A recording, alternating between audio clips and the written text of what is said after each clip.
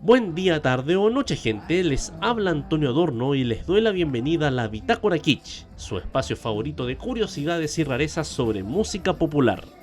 Febrero del 2026 fue un mes intensamente kitsch como suele ser cada febrero, pero en nuestro país hubo un suceso que lo hizo más kitsch que en otros años. El evento más estrafalario, colorido y polémico de Chile, el Festival de Viña del Mar, tuvo el honor de recibir a uno de los grupos más estrafalarios, coloridos y polémicos del pop mundial, los Pet Shop Boys.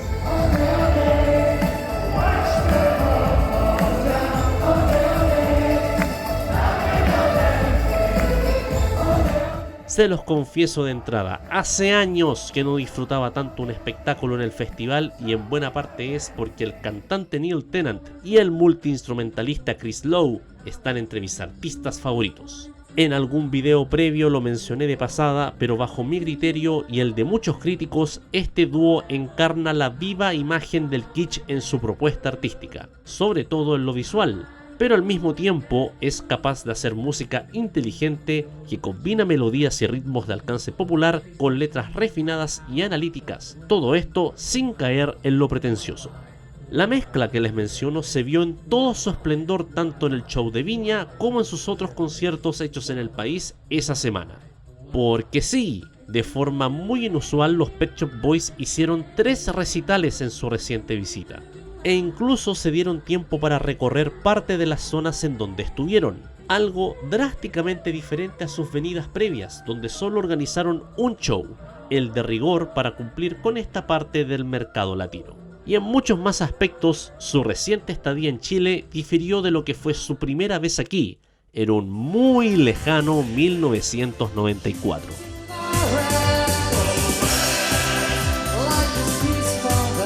Por un lado, aquella vez los chicos llegaban en su momento más álgido de popularidad, promocionando uno de sus últimos discos multiventas, el glorioso Very, que si no lo han escuchado de verdad háganlo, creo que es uno de los álbums que mejor representa el trabajo de este grupo. Pero por otra parte, llegaban con un espectáculo bastante más extravagante y sobre todo atrevido en lo estético, en lo coreográfico y sobre todo en lo muy sugerente que era en torno a lo sexual. Y ese espectáculo llegaba a un país que hace poco estaba saliendo de dictadura, que todavía se estaba acostumbrando a recibir a grandes estrellas de forma constante en su territorio y que aún era bastante pacato en sus costumbres, muy agarrado al estilo de vida conservador que el catolicismo omnipresente de esos años señalaba como virtuoso. Por lo que se pueden imaginar lo curiosa que fue esta venida para la sociedad chilena. Así que gente, acompáñenos en este video a revisar en detalle y con la información que está a la mano, que es escasa incluso más que la Teletón del 95, lo que fue el escandaloso debut de los Pet Shop Boys en Chile. Pero antes y muy rápido les hago el llamado a que por favor le pongan like a este video, y si es la primera vez que ven nuestro trabajo, los invito a que se suscriban a nuestro canal. De a poco le vamos tomando el ritmo a YouTube y esperamos que los próximos meses sean cruciales en torno a las cosas que les tenemos preparadas. Algunas toman más tiempo que otras, pero los resultados hacen que valga la pena, así que manténganse atentos. Ustedes llevan en Chile más de 10 años de una trayectoria artística con mucha influencia en la música, llenos de éxito. ¿Por qué recién a Latinoamérica? We weren't very busy this autumn, and in the summer Chris went on holiday to Brazil, where we'd always been told that we were quite popular, and he liked it there, and we just came up with the idea of doing a tour of Latin America. And then we decided actually to make it a tour of places we'd never been before. So in fact we went to Singapore first, then Australia, and now down into South America. So we call it Discovery, because we're discovering new places, and also because of our records Disco and Very. No quiero sonar petulante, pero esta parte de los subtítulos está mal. Lo que exactamente dijo Neil es que la gira se llama así por la mezcla de sus 2 más recientes álbums en ese entonces, Disco, que de forma exacta se llama Disco 2, y el ya mencionado Very. Ergo es el Discovery Tour. Ya, me pasé de cuico arrogante usando el ergo. Mil disculpas. Pero volviendo al tema. La respuesta del cantante es una suerte de simplificación de todo un proceso complejo por el cual los Pet Shop Boys llegaron a este punto específico. Y por sobre todo a montar un espectáculo como el que trajeron a nuestro país en aquella época. Se puede decir que ese proceso comenzó en plenos 80s, cuando el dúo estaba en la que ellos mismos denominaron como su fase imperial. El 86 sacaron su debut Please, que tomó a todos por sorpresa, con el hit mundial tan improbable como pegajoso que resultó ser Western Girls. Al año siguiente consolidaron su propuesta con el icónico Actually, con varias canciones que lideraron listas en todo el planeta, como It's a Sin, Rent o Heart. Y como guinda de la torta, el a estas alturas legendario cover de Always in My Mind se convirtió en el éxito navideño indiscutido del 87 en su natal Inglaterra. En solo 2 años, los Pet Shop Boys pasaron prácticamente a dominar el mundo, incluyendo el siempre complicado mercado estadounidense. Una gesta que es aún más admirable considerando un pequeño gran detalle. Hasta ese entonces, el dúo no había salido de gira. Es más, diría que ni siquiera habían hecho formalmente un concierto. Y con concierto me refiero a un espectáculo en vivo que dura al menos 1 hora. Esto porque el 86 y el 87 nuestros héroes synth pop se limitaron a realizar apariciones promocionales en televisión y radio, la mayor parte del tiempo haciendo playback de sus hits, lo cual a su vez consolidó la imagen clásica del dúo. Neil Tennant siendo el cantante elegante y contraído al frente, y Chris Lowe vistiendo desde ropa deportiva hasta estos peculiares atuendos, mientras tocaba imperturbable su teclado en el fondo. Ambos estoicos, jugando con la contradicción que esa imagen provocaba con lo eufórica que era su propuesta musical. Can you tell me why you don't perform? Well, the Pet Shop Boys, we've been together for about 7 years now, and really we function as songwriters and recording artists, if you want to put it that way. And the purpose of what we do really is to go into a studio and to produce what we think are outstanding, unusual songs that have, you know, a really different, big sound from everyone else. And so when you do that, the natural thing is not to go out onto the road when you make a record like It's a Sin. Yeah. I don't know if you've heard of it. It's a very big sounding record with thunderclaps, you know, a kind of Catholic disco record. A Catholic disco that was record? The idea, make a Catholic disco record. Because there aren't enough of them, are there? The natural thing is not to go out on the road and tour it. You know, you don't sit there and say, "Wow, this would sound great live." Yeah. So far, you know, we haven't done that. Por supuesto, esto los llevó a tener sus primeros críticos, la mayoría interpretando las razones dadas por el dúo como prueba de que su fenómeno solo sería pasajero. Y de hecho, las muy pocas veces en que llegaron a tocar en vivo por esos años, esos cuestionamientos tuvieron cierto sustento. Love comes quickly, whatever you do, you can't stop falling. Love comes quickly, whatever you do, you can't stop falling. Afortunadamente, los chicos lograron superar esta etiqueta, aunque no de inmediato. Siendo conscientes de que el gran éxito que estaban teniendo creaba una demanda para verlos sobre un escenario, Tennant y Lowe comenzaron a ver formas en las cuales poder cubrir este anhelo por parte de sus fans. Lo primero que hicieron, eso sí, fue confuso, porque en vez de hacer un concierto, optaron por producir una película llamada It Couldn't Happen Here. Se trata de una fantasía, aventura musical. Es difícil catalogar este producto audiovisual que hasta el día de hoy provoca sensaciones encontradas entre sus fans. Esta cinta es tan bizarra y tantea de forma tan frecuente con el absurdo que me veo tentado en algún momento a hacerle un video. ¿Les tinca Cine Kitsch como sección? Ahí me cuentan en los comentarios. El punto es que la película tuvo una recepción a lo más tibia, y se puede decir que fue el primer fracaso del grupo en su carrera. No tan solo a nivel de taquilla o críticas, sino que también porque el supuesto objetivo de levantar una producción de este calibre era compensar el movimiento y la euforia de una actuación en vivo, con esta película en donde los Pet Shop Boys no se caracterizan precisamente por moverse mucho o mostrar euforia. De hecho, es más una serie de sucesos random que ocurren a su alrededor, con ellos básicamente existiendo. Así que como que el objetivo no se cumplió, diría yo.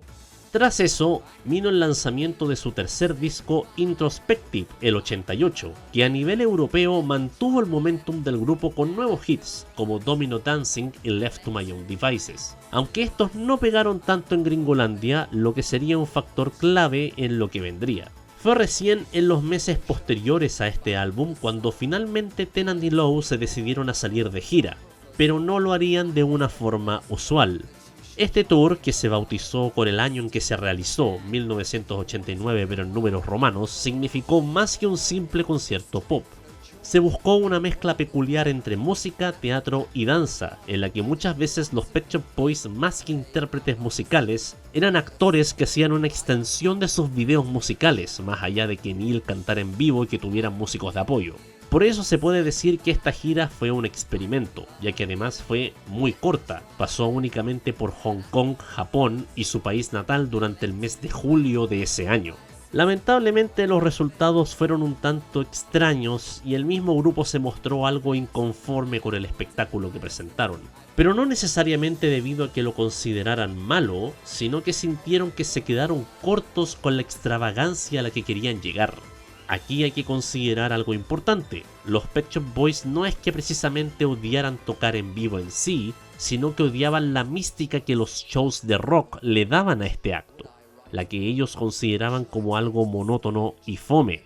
En consecuencia, lo que buscaban era distinguirse de los demás y hacer un espectáculo que fuera lo más distante posible de la norma, y eso implicaba lanzarse con todo, si no pa' qué. When we first decided to do a tour, so many years ago, we decided that as we are primarily songwriters and people who make records rather than live performers in terms of our background, if we did a tour we wanted to do a performance which emphasized and visualized the songs, and that also we wanted to do something which is going to be very out of the ordinary, that people would remember. And we decided we wanted to do a theatrical show which was going to be directed and designed almost like a play or a musical or an opera.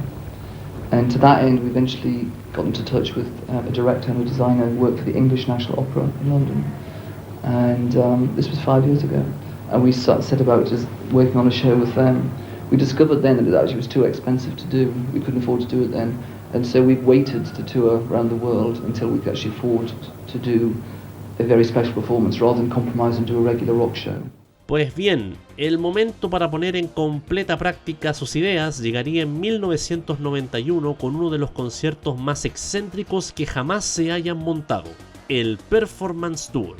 Este show, que recorrió Asia y Europa y que incluyó sus primeros recitales en USA, fue fruto de una colaboración con el director teatral David Alden y el diseñador David Fielding, conocidos por hacer reinterpretaciones postmodernistas y provocadoras de óperas clásicas a lo largo del viejo continente. Y esto sí que es extravagancia pura. Nuestros habituales protagonistas muchas veces dejaron de ser protagonistas aquí, dejando la primera plana para su ahora vasto grupo de bailarines y coristas, que a veces incluso cantaban las canciones en solitario. Neil y Chris ahora sí que eran actores de método, comenzando su célebre tradición de vestir estrafalarios disfraces e ir directamente a interpretar personajes, con los músicos de apoyo a cargo de poner el telón musical ahora escondidos detrás de escena. Por cierto, con muchas coreografías comenzando a ser bien sugerentes en tono, con temáticas que podían variar entre críticas al sistema educacional católico y la añoranza de una mayor libertad sexual frente a una sociedad acartonada que venía saliendo de la Guerra Fría. Muchas de estas ideas las saqué yo al ver esto porque igual era un espectáculo sumamente abstracto que daba la impresión de seguir una linealidad, pero en realidad no.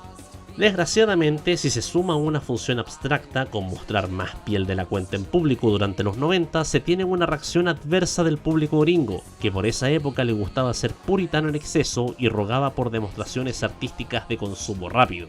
Más encima, esto vino acompañado de la opaca recepción que tuvo su cuarto álbum Behavior, lanzado pocos meses antes, y que tenía una visión mucho más introspectiva y reflexiva. Algo que a los fans ya convertidos y a muchos críticos, incluyéndome, de hecho les encantó, pero que falló en seducir al gran público, lo que significó que por primera vez los Pet Shop Boys tuvieran pocas ventas y singles con bajos puestos en los rankings musicales.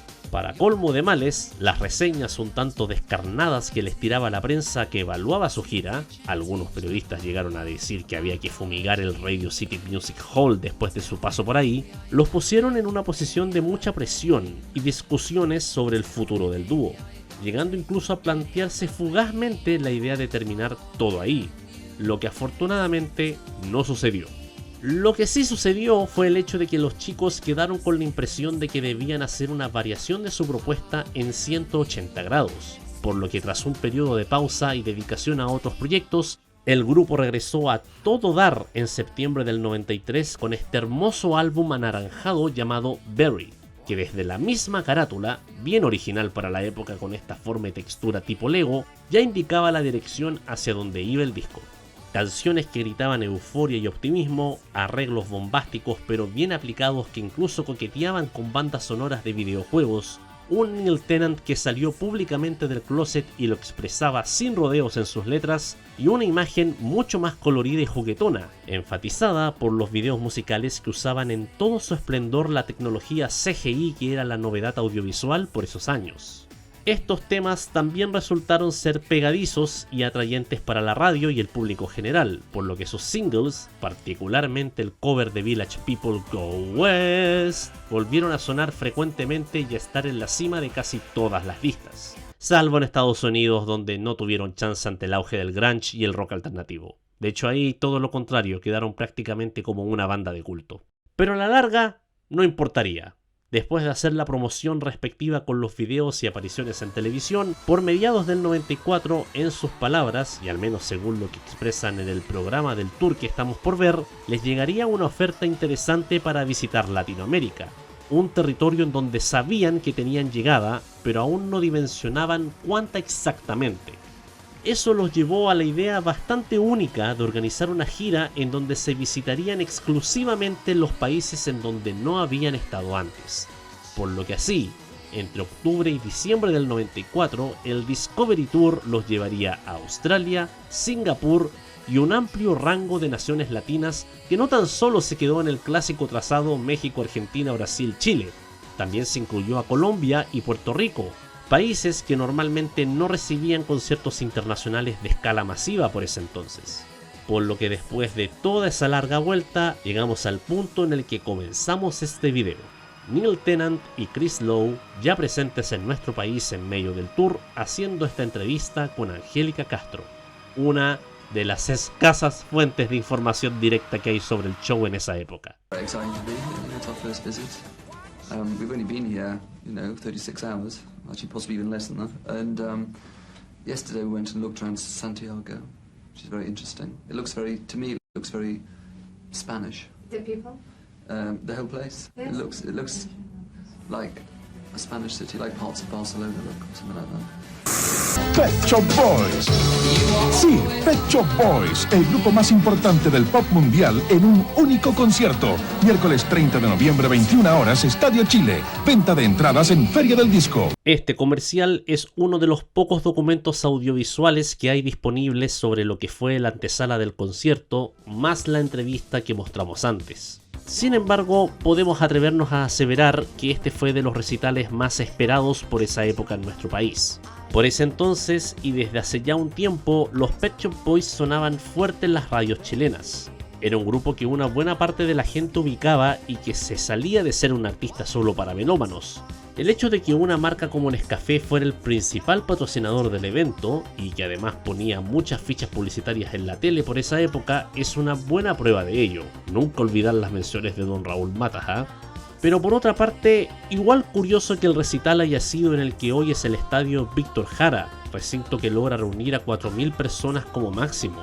¿Acaso el Caupolicán, que es un poco más grande, no estaba disponible por esas fechas? Y si nos ponemos a ver el resto del itinerario de la gira, hace más ruido cuando lo comparamos, por ejemplo, con el concierto que hicieron en Colombia, el cual por razones que no termino de entender se hizo en el estadio El Campín de Bogotá, uno de los recintos más grandes de ese país. Técnicamente esa debió haber sido la primera vez en que los chicos de la tienda de mascotas se presentaban en un estadio grande al aire libre. Ahora, hablando de contradicciones, aquí viene la más grande y la que a mí personalmente me provoca perplejidad. Del concierto en sí hay dos registros concretos. En audio, el recital fue transmitido por la Radio Tiempo y hace algunos años fue subido casi completo a YouTube. Agradecimientos al usuario que lo publicó por su generosidad al compartirlo. Y en video solo tenemos esta grabación de Canal 13 que transmitió Go West en medio de una edición de Martes 13. No que el concierto fue un día miércoles, que acaso el programa lo dan también otros días de la semana. Ya, me estoy pasando mucho rollo con esto. Señoras y señores, Martes 13 se traslada al Estadio Chile para presentarles en directo y por primera vez en nuestro país al grupo Pet Shop Boys. El punto es que uno puede inferir con estos antecedentes que el que en ese entonces era el canal del Angelito actuó como una especie de canal oficial del recital. Eso explicaría también la entrevista otorgada a Más Música, la que al parecer fue la única dada a un medio en específico, ya que en la investigación previa a este video pudimos corroborar que se organizó una conferencia de prensa previa al show, en la que me imagino estuvieron los demás colegas de la prensa nacional. Pero si fue el canal oficial, ¿no se debió haber emitido el concierto completo? ¿O al menos un compacto de canciones en vez de una sola? O sea, por algo tenían montadas varias cámaras en el estadio. No sé si en la época un esfuerzo así valiera solo para un tema. Lo digo también porque lo que cuestiono aquí era la norma en otros recitales.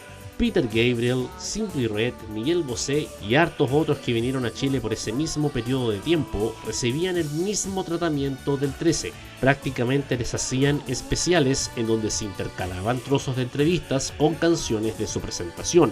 ¿Por qué no se hizo esto con los Pet Shop Boys? La verdad es que tengo una teoría que creo que les hará mucho sentido una vez que repasemos cómo fue este concierto y la gira como tal. Una gira que en lo superficial era una suerte de mezcla entre algunos de los montajes de sus tours anteriores con la interpretación de los hits de su más reciente disco, en donde Tennant y Lowe usarían distintas variaciones de los coloridos disfraces que marcaron su promoción. En términos de escenario, se puede decir que este espectáculo tenía uno más simple y de menor escala, pero que lograba seguir siendo visualmente estimulante. Dados y pelotas de playa inflables a cada lado del escenario, una gran pantalla gigante de fondo y dos jaulas, creo que son jaulas, en forma de cono en cada extremo. Ok. Y bueno, la gran diferencia con lo anterior es que ahora no había grandes cuerpos de baile complementando cada canción ni una banda de apoyo. El dúo ahora tomaba indiscutiblemente el protagonismo en una variante que se puede considerar hasta cierto punto convencional. De hecho, ellos mismos en el programa de la gira declaraban que sentían que este era su concierto de rock por ese mismo aspecto. Los músicos de acompañamiento se redujeron a la corista Katie Kizun y 2 percusionistas, y los bailarines fueron solo 4, 2 hombres y 2 mujeres que no eran precisamente entrenados formalmente, sino que eran go-go dancers. O en buen chileno se pueden decir que de plantón eran bebetos, los que como pueden ver aquí llamaban la atención por su vestimenta, si es que la tenían. El razonamiento de Tennant y Lowe para su inclusión era la intención de que este show mostrara un estilo más libre, acorde a lo que expresaban las canciones de Betty. Y para eso, tener conjuntos de ballet no calzaba. Supuestamente los go-go dancers, al no tener esa técnica y guiar sus movimientos por instinto, obviamente con un fuerte elemento sexual, tenían más sentido en este espectáculo. El tema es que sus movimientos eran más sugerentes que en cualquier tour anterior, lo cual en países que recién salían de una fuerte rigidez cultural y una visión muy conservadora del entretenimiento, como fue el caso de Chile en dictadura, esto sin dudas era chocante.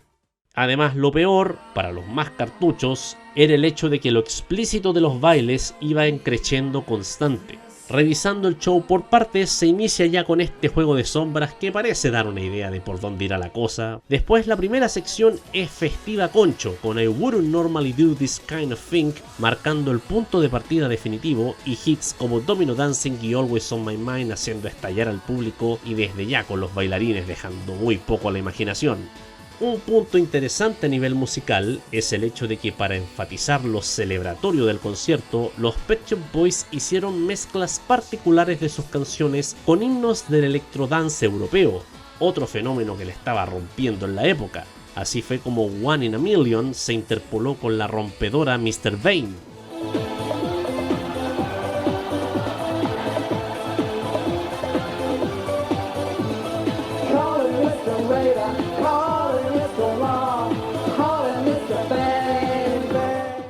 Y llegamos al primer momento polémico de la noche.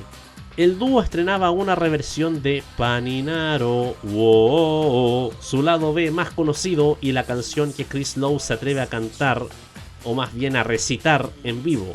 Y no sé si estoy viendo un concierto pop o una despedida de solteros.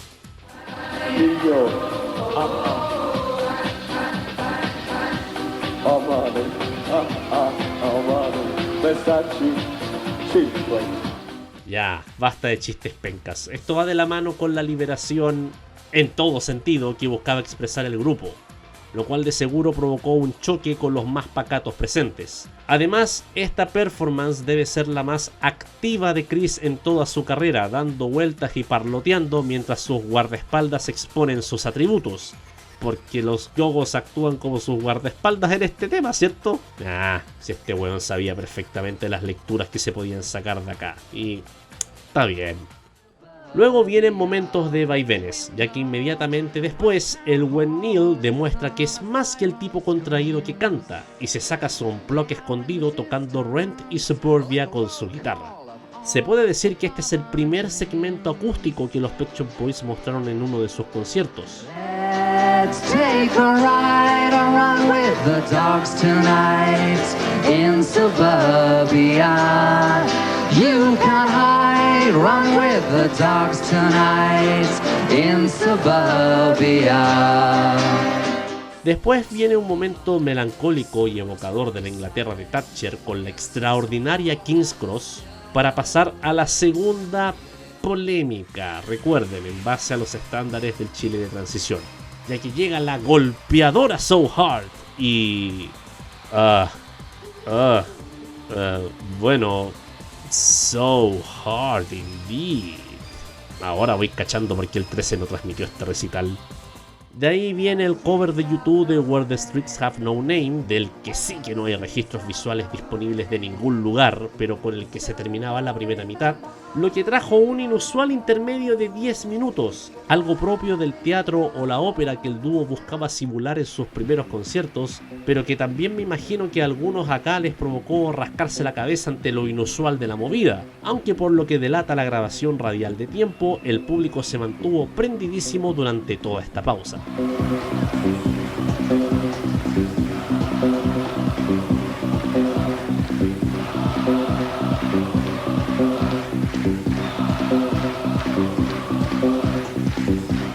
La segunda mitad comenzó con Left to My Own Devices, seguida de la romántica Liberation.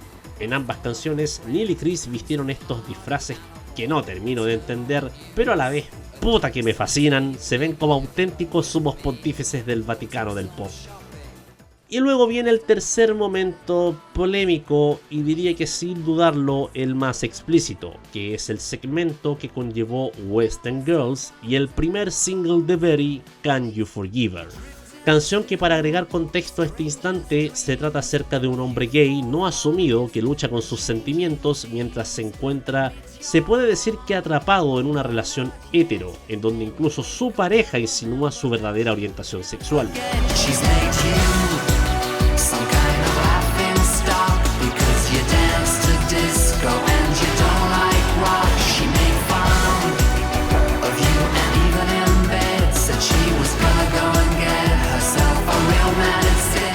Una canción que plantea de manera única este conflicto interno que muchos hombres homosexuales han vivido.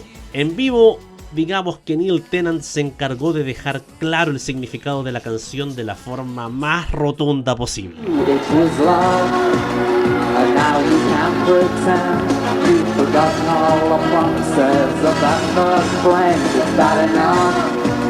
She knows how you feel, but she's not prepared to share you with our memory. Definitivamente voy cachando porque el 13 no transmitió este recital.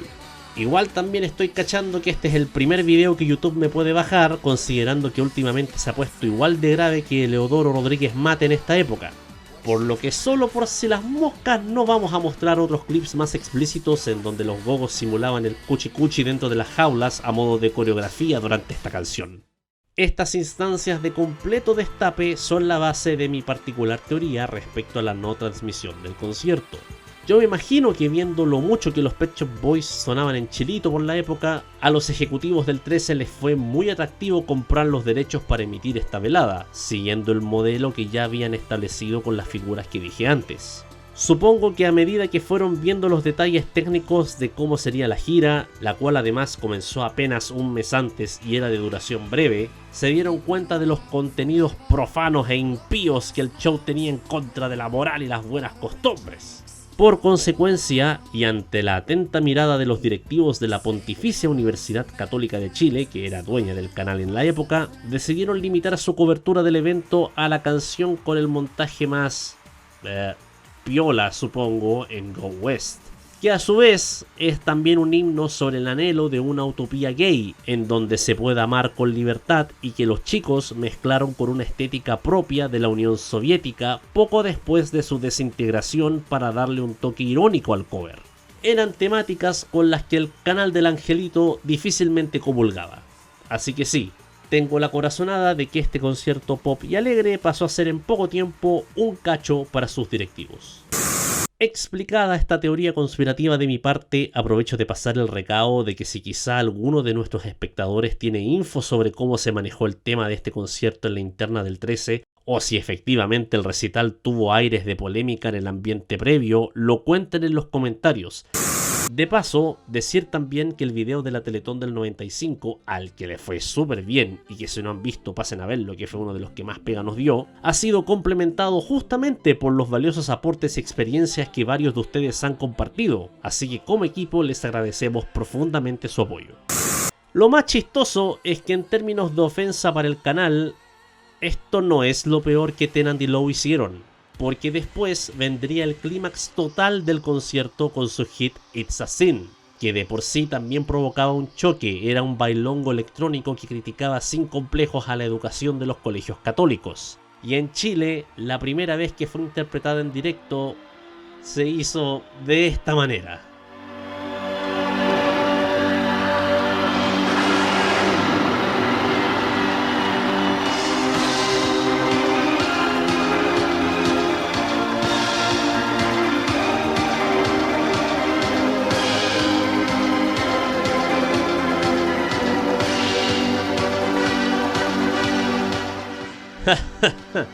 Visualizo en mi mente a la gente del 13 ver esto y pensar algo como: ah no, es que estos gallos se pasaron con las faltas de respeto. Pero también a la larga, este tipo de representaciones refleja a totalidad la visión artística de los Pet Shop Boys. Temáticas controversiales pero planteadas de forma perspicaz, exageración visual por todo lo alto pero sin caer del todo en el exceso, y con música pegajosa para bailar mientras digieres todo esto. Además, este segmento es uno que directamente repitieron de sus anteriores giras, e incluso lo suavizaron en comparación a esta ocasión, aunque más por temas de presupuesto y por tener un equipo pequeño. De hecho, en su primera gira, este tema era toda una puesta en escena que tenía un aire a comedia del arte, con disfraces que referenciaban a los 7 pecados capitales. Lo que sí, para Sudamérica, el final de esta canción contenía una sorpresa especial, una interpolación con el clásico disco I Will Survive, que podría quedar medio caricaturesco, pero que termina incrementando la energía de la canción. Ah bueno, y con el último desnudo de la noche, como no podía ser de otra forma.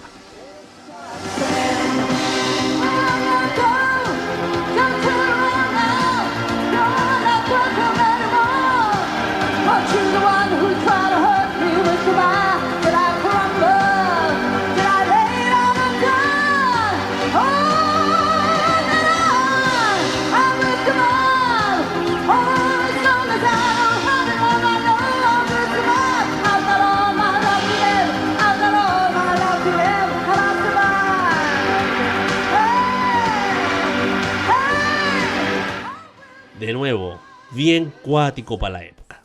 El bis fue tan solo la cereza del pastel con la ya mencionada Go West, y un cierre definitivo bastante emocional con Being Boring, con el dúo actuando el solitario para cerrar este alocado concierto en un tono sorpresivamente reflexivo, pero que no bajó por un segundo los grandes niveles de euforia de los fans. Varios de ellos que, muchos años después en redes, han expresado que este ha sido uno de los mejores conciertos hechos en nuestro país. La falta de material que les explicamos también se ve reflejada en la falta de archivos visuales de la cobertura periodística que otros medios le dieron al evento. Sin embargo, gracias al usuario Alan Mode, conocido en ciertos círculos de la comunidad musical chilena por sus grabaciones de conciertos en excelente calidad, pudimos tener acceso a un montón de notas de diarios que dan cuenta de la atención que recibió el concierto, y algunos titulares expresaban la congoja de los más conservadores. Masturbación oral y visual, no apto para moralistas, y el ritual tecno. Eran solo algunos de los titulares jugosos para nombrar a las reseñas que salieron durante la mañana siguiente. Me llama la atención el foco obsesivo con que denominaban a los Pet Shop Boys como los reyes del techno, siendo que al menos en esa época el género marcaba solo una capa dentro de su propuesta musical. Te creería más reyes del electropop. En fin, en eso consistió la primera venida de los queridos chicos de la tienda de mascotas a Chile. Un show que marcaría un punto álgido en el montaje de conciertos internacionales en Latinoamérica y que también diría marcaría el fin de una etapa para el mismo dúo en términos de presentaciones en vivo. Esto porque posteriormente los espectáculos que levantarían los ingleses ya no se basarían tanto en el destape o el rupturismo moral, sino que se guiarían ya directamente por el impacto estético y el uso eficiente de figuras geométricas, la iluminación y el color. Además de que con su última gira han enfatizado también la presencia de músicos de apoyo, esta vez estando en el escenario con ellos y siendo parte de las dinámicas visuales. Más o menos esa dirección han tomado todas sus siguientes visitas a Latinoamérica y a nuestro país, al cual por cierto desde el 94 se demoraron 13 años en visitar, pero desde ese entonces han tomado en consideración a nuestras tierras en cada una de las giras que han hecho. La fortuna es que también desde ese entonces el país que los ha recibido se ha mostrado más abierto a espectáculos que se puede decir que salen de la norma, por lo que la eficiencia técnica y sonora de Tenant Low ha tenido cada vez más eufóricas recepciones. Este cruce de perspectivas tuvo su punto más álgido en el Festival de Viña, con los británicos genuinamente conmovidos por todo el ritual de las gaviotas, lo que llevó a que su última visita fuera la de mayor cantidad de shows en Chile, solidificando una linda relación. Pero ese vínculo tuvo un inicio algo complejo y quizás polémico, con un recital que aún está en la memoria de los fans más veteranos, pero que ha quedado algo olvidado en el inconsciente colectivo. No tan solo por lo clave del archivo con el que hemos insistido varias veces en este canal, sino que para tener en cuenta lo mucho que hemos avanzado respecto a lo que aceptamos ver o no en un escenario. Hay un sector del público que por las razones que sean nunca lo va a aceptar, pero si no les parece, hoy hay un montón de alternativas que se acomodan a los gustos y a la moral de cada individuo. Estas muestras artísticas siempre serán valiosas, lógicamente siempre que se tenga un criterio adecuado a la hora de provocar impacto. Y a mi juicio, y el de muchos que estuvieron presentes esa noche de noviembre del 94, ese criterio fue el correcto, más allá de que quizá no fuera acorde a los tiempos. ¿Y ustedes sabían de lo polémica que fue la primera vez de Pet Shop Boys en Chile? ¿Alguno por aquí que haya ido o que haya asistido a los shows que dieron ahora en febrero? Cuéntenlo en los comentarios, pero siempre después de haber dejado su correspondiente like y suscripción. Espero que les haya gustado el primer video largo de la Bitácora Kitchen 2026 y manténganse atentos porque pronto se vienen más. Les habló Antonio Adorno y nos vemos luego.